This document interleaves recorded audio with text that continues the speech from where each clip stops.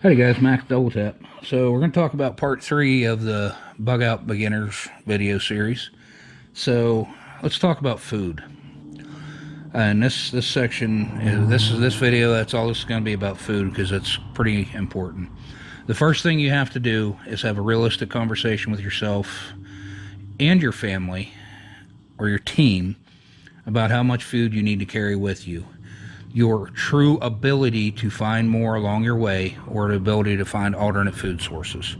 So, this first of all is going to go to what's your plan. Is your plan to bug out to a known location where you can get in a truck, pack 3 or 4, totes full of food into the bed of your truck and go? Or are you going to carry whatever it is you have in that pack? These are huge decisions.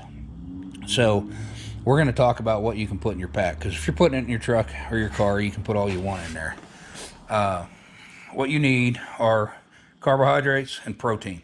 Those are the two big things you need. If you're walking for any length of time, any of you runners know before you go run a marathon, what do you do for 3 days? Load carbs. What I do is I'll take just stupid ramen noodle packs because they're dirt cheap. I will repackage them. I'll take them out of the package they're in and I'll vacuum seal them tight. That's a good source of carbs. Now, the other thing you can do is these handy dandy, Starkist, 17 grams protein in that, or cans of tuna. Now, there's arguments about this. So, the pack has 2.6 ounces of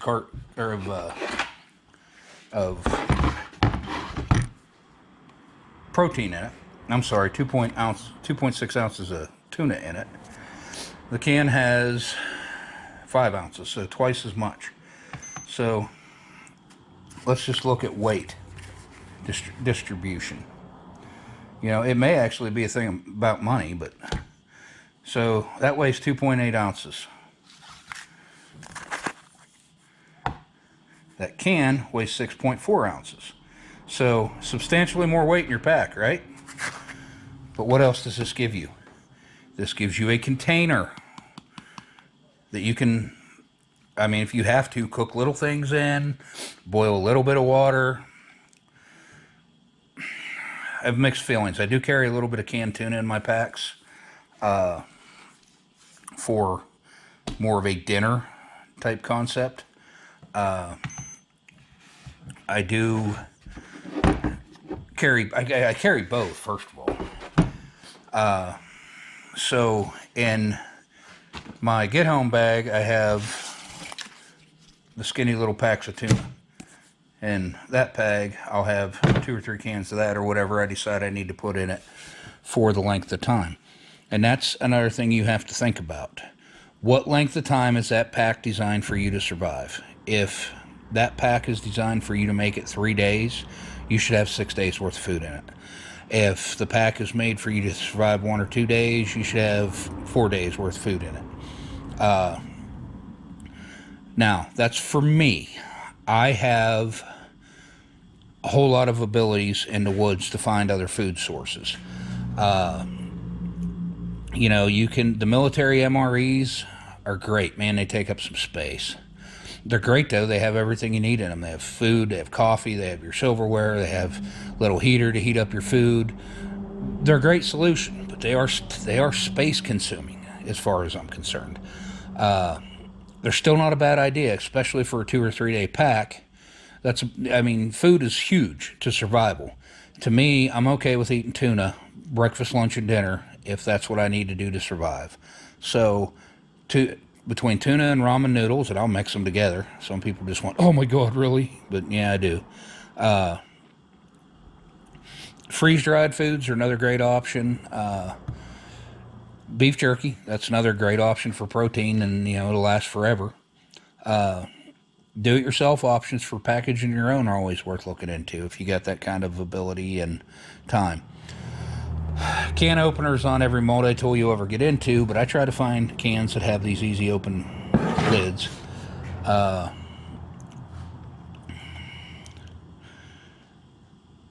You should really know, and in your geographical area, what other kinds of food are available to you. What kind of critters can you eat? What kind of plants can you eat? Berries, if it's that time of year. Other places to find foods. Are you willing to eat earthworms? Earthworms are a huge source of protein. And I have eaten them just to see if I could do it, and it's not easy to hack down the first time. And that's kind of one of the things that goes back through all this. Anything I'm talking about, anything that you're going to try and do or think you're going to do to survive, do it before you have to do it. Don't let the first time you have to do it be the first time you ever did it. Try to suck down some worms. A couple. They don't actually taste that bad once you get past what it is. A lot of our concept and what we'll eat is based on thought, not taste. The earthworms actually don't taste that bad. Crickets, grasshoppers. There's a lot of food out there if you're willing to eat it. Anyway, that kind of goes back to that realistic conversation with yourself about you and your family. You know, are you going to be able to feed your 6-year-old daughter earthworms? Well, I guess some of them will eat them all by themselves. But in general, the answer to that question is no. So you have to be ultra realistic with yourself about you and your family or your team. If you have never ever started a fire with 2 sticks, it's not hard to do if you want to learn how to do it. But don't let the first time you need to do it be the first time you did it. The other side of that is are you going, if you live in the Pacific Northwest, are you going to be able to, October, November, are you going to be able to start a fire with 2 sticks? No, you're not. Because everything up there's soaked from the wet season up there is once a year from November to October. It's always wet up there. I meant to say November to October. It's always raining there. So building a fire in that environment is not going to be as easy as it is building a fire in Oklahoma during July or in Pennsylvania. In Pennsylvania, we have birch trees, awesome source of, fire starting material. But whatever your plan is, learn to do it before you need to do it. Don't just think because you watched a YouTube video or you watched Cody Lundeen do it on Dual Survivor that you can do it. Until you've done it and you become proficient at it, you can't do it. You want proof of that? Watch any episode of Naked and Afraid. All these guys that go out, oh man, I watched every season of Dual Survival, and hell, I'm a survival expert now. And they go out there and they last an hour or 2 or a day or whatever. It's a joke. Every time I see a team make it through Naked and Afraid, I have to laugh because we made it 21 days. And I'll bet the Aborigine Indians, or whatever they're called in Australia, are really impressed by you surviving 21 days with nothing. Anyway, so, one of the big things, especially up here, that you can do, and in most places, fishing and food. Lots of protein, lots of fish, plenty of fish, just about anywhere. I have a ice fishing pole that I keep in that pack, which I'll show you guys when we get to breaking the packs down and how I pack them. But I keep that, and I keep some rooster tails because this is trout and bass area. Trout and bass will hit a rooster tail all day long. Keep some rooster tails. I keep some hooks. We're going to talk about some survival cards here down the road, little metal cards that have breakout things in them. Which I just ordered a ton of. I'm going to put them on the website. I think they're the greatest idea in the world. I'm going to put them everywhere. They're the size of a credit card. They have fish hooks that you can break out of it. They're CNC laser cut. You can pry off a fish hook, or you can pry off a gaff for spearing fish. Or they really are. I wished I would have known about them years ago.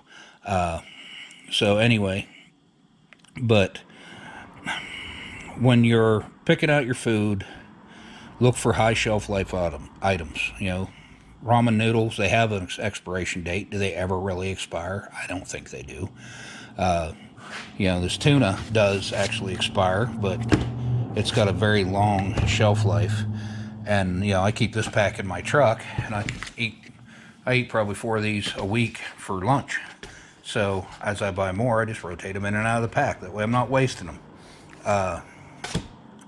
I like tuna. One thing I do that every time I go into a restaurant, convenience store, or Chick-fil-A is great for it is I grab a handful of mayonnaise packets because I like to mix my tuna with mayonnaise when I eat it. So I keep a little waterproof container with some condiments in it because if you have to eat earthworms to survive, a little bit of mustard or ketchup or mayonnaise or something to kill the flavor isn't a bad idea, right? So, high shelf life items. You know, some of this tuna, God, this is a year old. And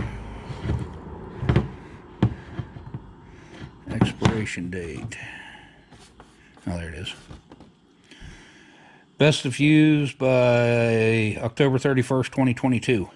And I probably had that in my pack for over a year. So, you know, you get 3-4 years shelf life.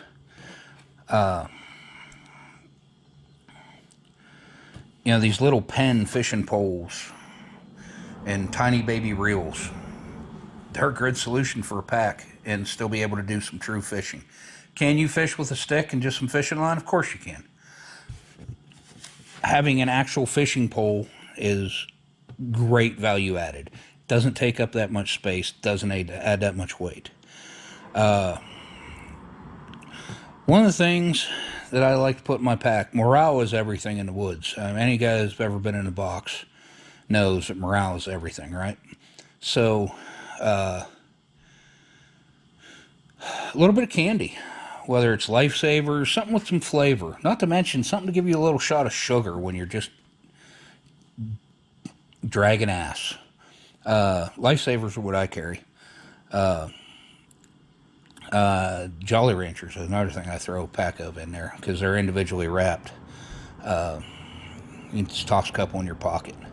You know, a little bit of sugar, no real expiration date, last for long periods of time. So, you know, bubble gum's okay, but it kind of gets stale and nasty after a while. If you are using a team environment, don't ever let one person carry all the food. You should always, in your own pack, have several days of whatever. You know, cooking, if you want to be able to start a fire, if you know you can start a fire, that's one thing. If you have issues being able to start a fire, or for the sake of not being found, you don't want to, little alcohol camp stoves, again, you can buy them on Amazon. Yeah, I see people that make them out of pop cans, and they work. I'm not going to argue that. The pre-built alcohol ones, and I am actually going to start figuring out all this stuff and getting it on Daily 2A. But for right now, I'll put a link to a good one on Amazon or eBay or whatever. I'll try and find a little alcohol stove I have, and that's why I actually carry a good bit of rubbing alcohol, the 91 proof or 90 proof, whatever rubbing alcohol, in my first aid kit, is in case I want to use that alcohol stove. You know, if you don't have a canteen cup, you should have, you know, a camp cup or a little camp backpacking cook set. And, you know, fighting tools. I have this, I call it the Super Spork. I'll put a link to it. I actually ordered a bunch of them to put on daily2a.com also. If the minute this video goes up, they're not on there, they're going to be coming, but I'll link to where you can get them other than my store until that point. Man, these Super Sporks are awesome. They are a fork, they are a knife, they are a spoon, they are a can opener, they are everything. You know, there's a lot of them out there. This is stainless steel, big piece of steel. It's real. It's not some little Chinesian piece of shit. So, back over the notes.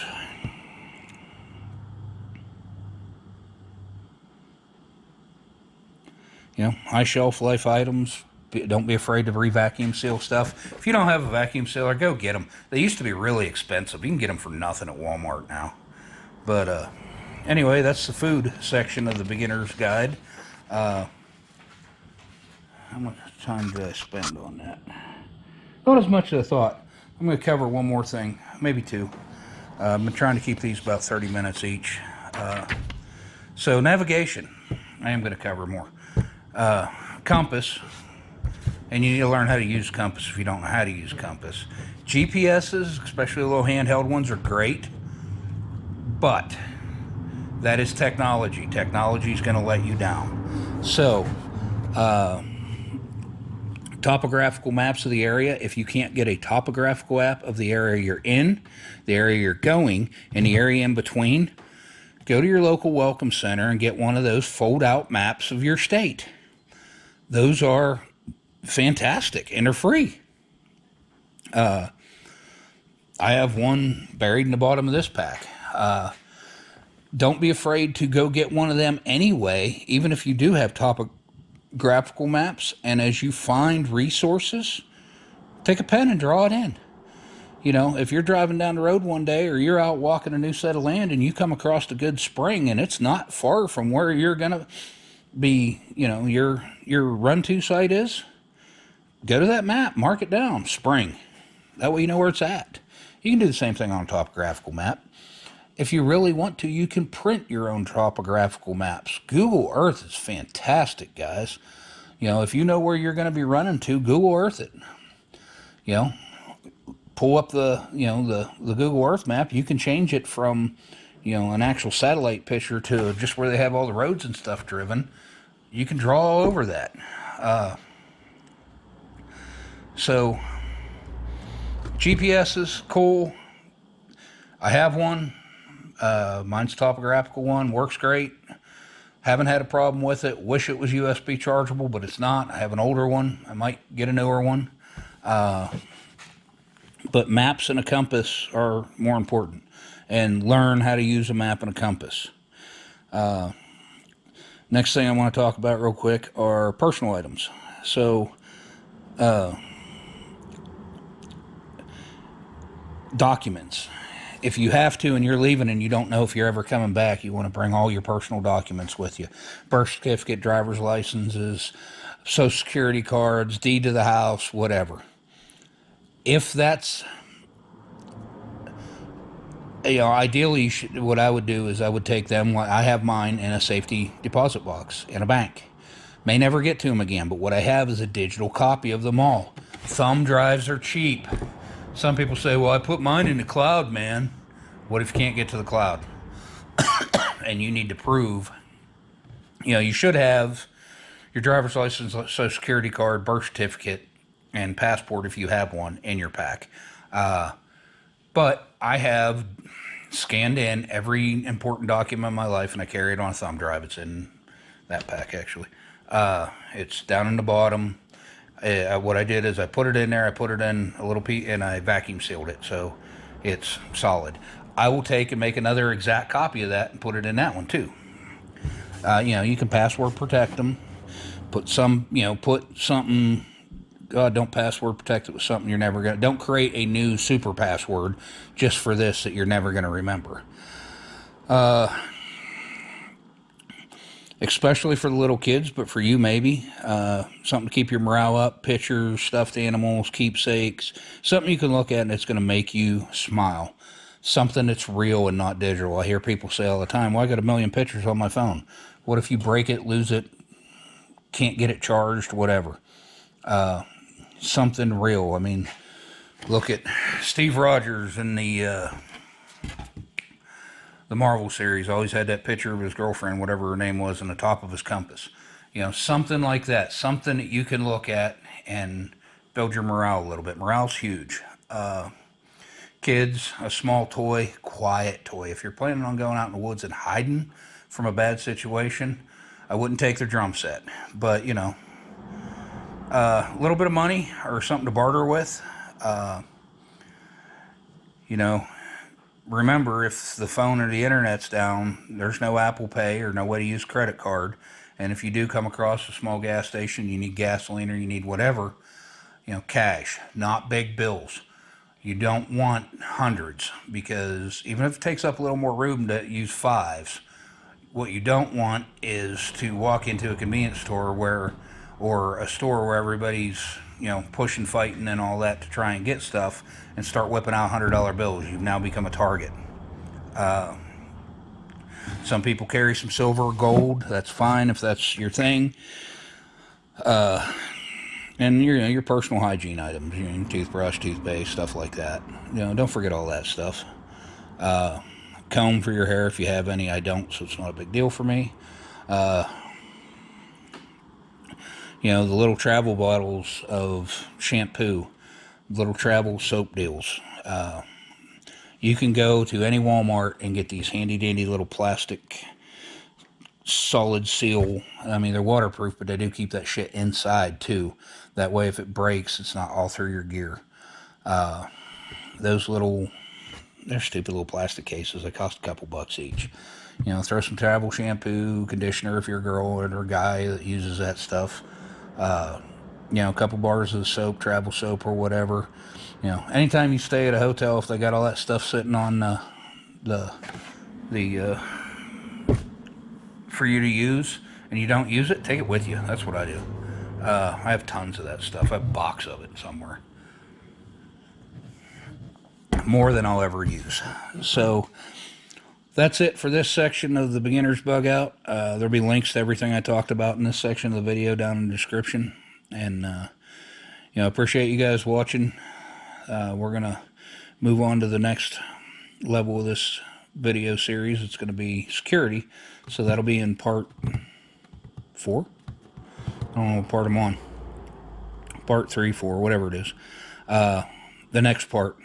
I think it'll be part 4. Anyway, appreciate you guys watching. Like, share, and subscribe. And I'll see you real soon.